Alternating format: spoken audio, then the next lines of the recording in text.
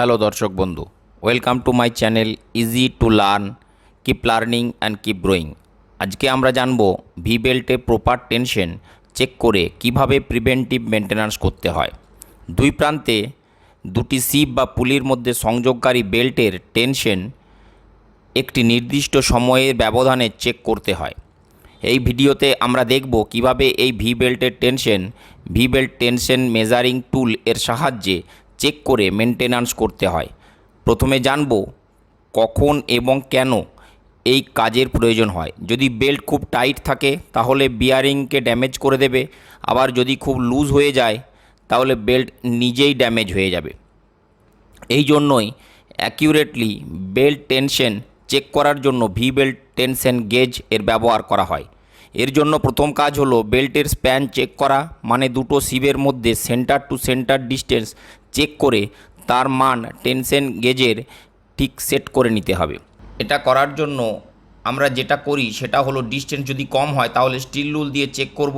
যেমন এখানে যে দূরত্ব আমরা মেজার করেছি তা হলো 15 ইঞ্চ। এরপর এই 15 ইঞ্চ মেজারমেন্টকে গেজের মেজারিং পার্টের রাবার রিংয়ের মাধ্যমে সেট করে দেব। এরপর প্রেসার মেজারিং রাবারিং রিংকে 0 দাগে সেট করতে হবে, যাতে হলুদ রিংয়ের সাথে ব্ল্যাক রাবার রিং ভালোভাবে টাচ করে। যদি বেল্টের স্প্যান বেশি হয় তাহলে মেজারিং টেপ দিয়ে তার লেন্থ চেক করে গেজের মেজারিং পার্টের রাবার রিংকে সেট করতে হবে। এরপর একইভাবে প্রেসার মেজারিং রাবার রিংকে 0 দাগে সেট করতে হবে। বেল্ট স্প্যানের ঠিক মাঝ বরাবর অংশে টেনশন গেজকে চাপ দিয়ে চিত্রে দেখানো যেভাবে মেজারিং রিংয়ের লেভেল চেক করতে হয়। অরেঞ্জ কালারের মার্ক করা জায়গায় সুতো বা স্কেল ব্যবহার করা যায়। এই লেভেল দেখার জন্য আমরা স্টিল রুলও ব্যবহার করতে পারি।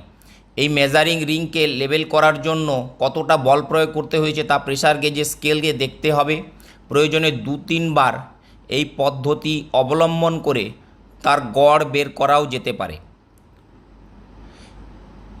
এরপর প্রাপ্ত রেজাল্ট বেল্ট ডিফ্লেকশন চার্ট থেকে belt type, small sheep diameter, belt used না আনইউজড বা নিউ বেল্ট, এই চার্টের মানের সাথে কম্পেয়ার করে বেল্টকে টাইট বা লুজ করতে হয়। Thank you for watching. Please like and share.